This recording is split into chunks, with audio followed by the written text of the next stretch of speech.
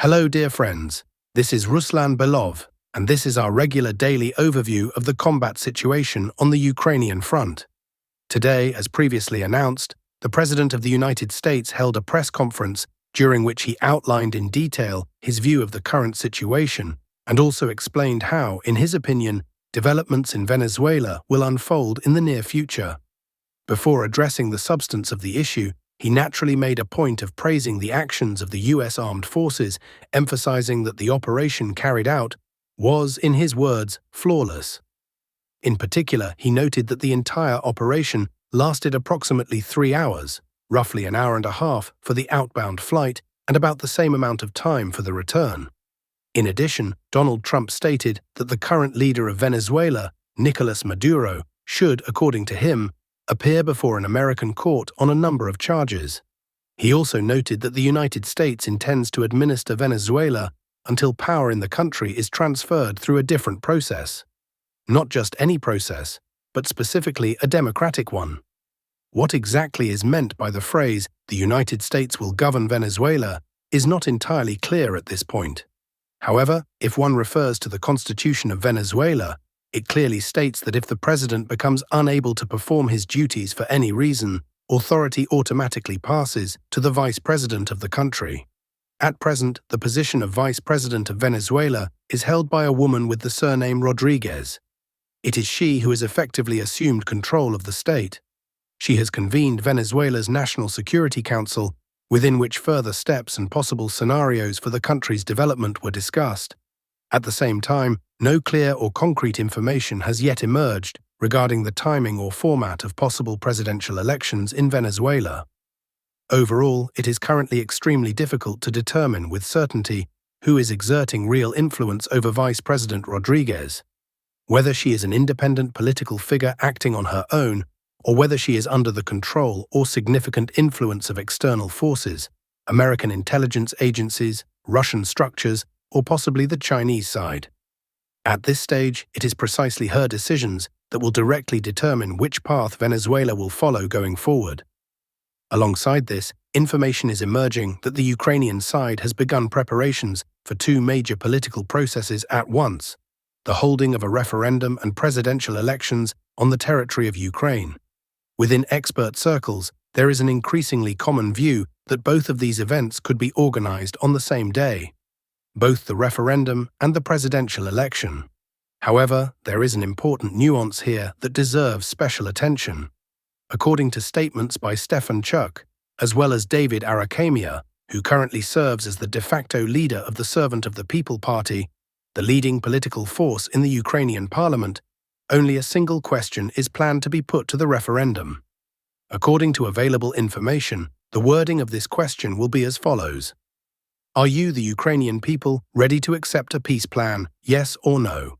Thus, the question is extremely simplified and contains no clarifications whatsoever.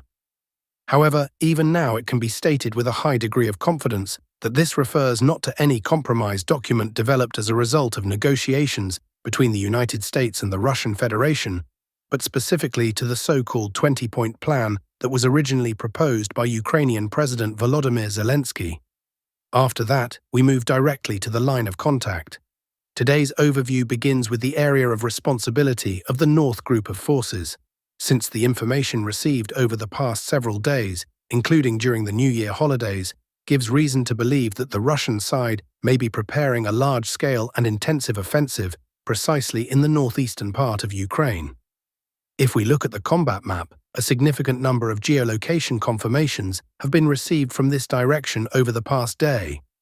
Almost all of these geolocations are recorded along the state border in areas of the Sumy region.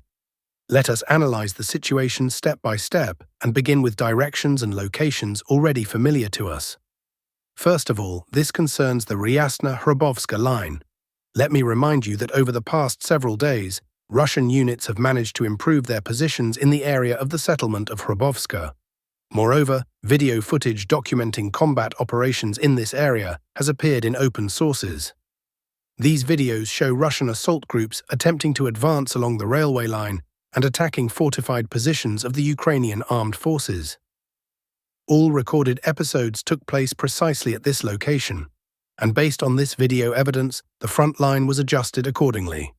In addition, video footage from the settlement of Ryasna is appearing with increasing frequency. This is the next settlement located west of Hrobovska. Here, a series of air and aerial bomb strikes against Ukrainian positions has been recorded. The frequency with which these videos are published, as well as their content, clearly indicates that the Russian army is currently actively storming Ryasna and deliberately advancing in this direction. The published footage shows another temporary deployment point of the Ukrainian armed forces that was subjected to powerful strikes by Russian aviation and artillery. Based on the totality of this data, one can draw a fairly unambiguous conclusion that Russian forces intend to continue developing their offensive along the railway line. In the longer term, this implies pressure on such settlements as Ryasna, Lysny, and further on toward Krasnopilya, which is the administrative center of the Krasnopilya district. A significant amount of information has also been coming from the Sumy direction as a whole throughout December and January. A number of sources reported in recent days that Russian units managed to approach settlements such as Malokorchakivka and Mariino. Thus, movement in this area continues constantly, with the only difference being the pace of the advance, which has varied depending on the period. Now we move on to what is perhaps the most resonant and interesting information. This concerns the settlement of Karivka, which is located along the M03 highway. Let me remind you that it is precisely from this area, at the junction of the Sumy and Chernihiv regions, that the Ukrainian side regularly launches mass drone attacks deep into the territory of the Russian Federation. It was from this area that attacks were previously carried out toward the Novgorod region, as well as strikes against the capital region of the Russian Federation. Moreover, just shortly before the preparation of this overview began, information appeared about another launch of hundreds of drones by Ukraine, and according to preliminary data, some of them may once again have been launched from this very area. Today, pro-Ukrainian sources published highly indicative changes on their maps. The settlement of Karivka, as well as a small forested area near the Klavan River, were marked as a grey zone. Such an adjustment indicates that reports have begun to emerge from this area about the activity of Russian units, either sabotage groups or regular forces. It is possible that more information will appear in the near future. However, it cannot be ruled out that the Russian army has begun offensive actions here as well, possibly with the aim of depriving the Ukrainian side of this launch platform for drone attacks deep into Russian territory. Another area from which a large amount of significant information is coming is located along the notional border between the Sumy and Kharkiv regions. Today, a new video appeared online from the settlement of Sotnitsky Kozachok. We will not review the footage itself at this time. However, it shows a series of FPV drone strikes against positions of Russian forces. Based on these objective control materials, the map was also adjusted accordingly. Moving slightly westward, a substantial amount of video material is also coming from the area of the settlement of Velika Pisarivka. These recordings first show reconnaissance activity, after which a Russian operator strikes suspected temporary deployment points of the Ukrainian armed forces. Thus, at present, the entire border zone between the northern part of the Sumy region and its southeastern areas is demonstrating extremely high activity. Moreover, this is not merely artillery fire or the work of FPV drone operators. Everything points to the beginning of a broader offensive, the pace and possible culmination of which will most likely become apparent closer to the end of February or in March 2026. At the same time, the Russian side is maintaining its offensive momentum on the Vchansk sector of the front as well. As you can see, the map in this direction has undergone minor changes. Just yesterday, on January 3, 2026, the situation looked different. However, today, according to data from neutral cartographic resources, Russian units have managed to improve their positions in the area of the settlement of Hravske. Strikes are being carried out against the forested area located to the west, using heavy flamethrower systems known as Tosun Tsepek. According to available information, significant reserves of the Ukrainian armed forces are concentrated in this forest, which are intended to be rapidly redeployed to the front line in the event of a deterioration in the situation. It is likely that particularly intense fighting may soon unfold over this area along the Seversky Donets River. Russian units are also continuing active advances in the area of the settlement of Vovchansky Khutory, which is confirmed by neutral sources. Next, we move on to the Kupansk sector of the front, from which perhaps the most unexpected and striking information is currently coming. As can be observed, the combat map here has changed most significantly. Thus, this is how the map in this area looked as of January 3rd.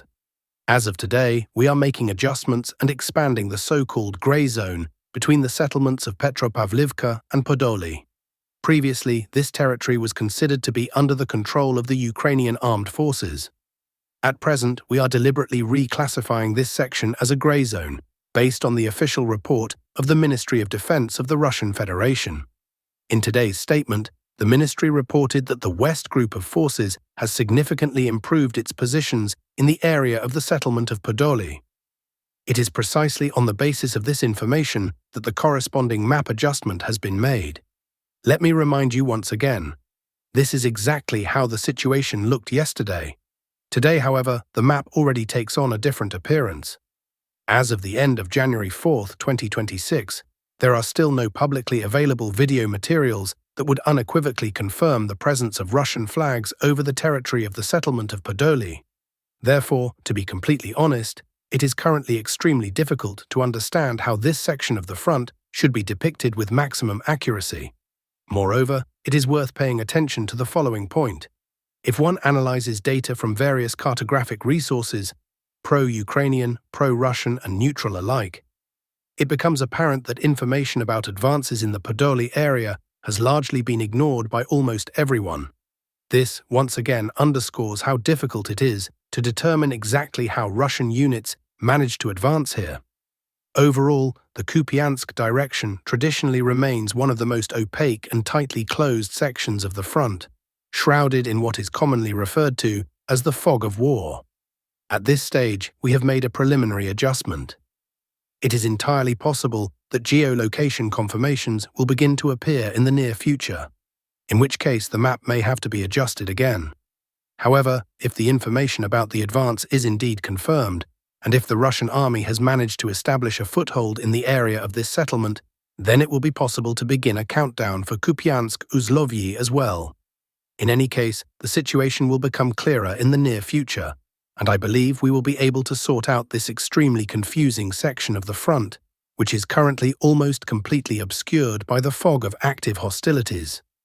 Next, we move on to the Vchansk direction. A significant amount of geolocation data is also coming from this area. If we speak specifically about the Lyman sector, then all video footage published over the past day is primarily devoted to the actions of Russian FPV drone operators targeting the logistics of the Ukrainian armed forces in this area. Every day, a large number of recordings appear showing strikes against Ukrainian equipment attempting to approach Lyman in order to deliver ammunition or carry out personnel rotations. At the same time, tight control has been established in this area, including through the use of so-called Zdun-type unmanned systems. As for the Siversk direction, information emerged today indicating that Russian units managed to advance slightly west of the settlement of Sviatopokrovsk. At the same time, as you are aware, certain pro-Ukrainian cartographic services stated today that the Ukrainian army had allegedly fully restored control over the territory of Sviatopokrovsk. At present, we are awaiting additional data. It is possible that geolocation confirmations will appear in the near future, allowing for map adjustments. For now, however, this information exists only at the level of statements, without objective confirmation, and therefore no changes are being made at this time as we continue to monitor developments. In the area of the M03 highway, pro-Russian sources report a leveling of the front line between the highway itself and the settlements of Kromovka and Pazena. This is precisely how the map has been changing here over the past 2 days. A fairly strong and active offensive is being recorded in this area, the primary objective of which is to reach the Siversky-Donets-Donbas Canal, as well as the southern outskirts of the settlement of Raya Oleksandrivka. In the Kostiantynivka direction, no significant changes have been recorded so far. The Russian army continues its offensive actions, which are confirmed daily by various sources, but these developments have not yet led to the need for map adjustments. FPV drone operators are actively engaged. At the same time, Both cartographers and military experts note that current weather conditions do not allow for the development of a large-scale offensive on virtually any section of the front line. In the Dobropilya direction, despite unfavorable weather conditions, Russian units are gradually moving beyond the boundaries of both Pokrovsky, Myrnohorod, and Rodinske. The advance is taking place across open fields, with further movement toward the northwest. This information is currently being confirmed by neutral cartographic resources. Russian forces continue to advance northwestward and northward. Combat operations are being conducted along the entire line of contact, from the settlements of Volna, Kuchera, and Fiara all the way to Novopodhorodne. Today, a minor adjustment of the front line was also recorded in the area of the settlement of Toretska. These are the types of changes currently being published by various pro-Russian analysts and experts. According to these reports, Russian units managed to improve their positions in the area of Quarry Number 3. In the Zaporizhia direction, no significant changes have been recorded, or they remain minimal. However, a number of experts report that the Russian army is currently conducting an active assault on the settlement of Zheleznychne. For several days in a row, objective control materials have been published showing airstrikes against positions and equipment within the territory of this settlement.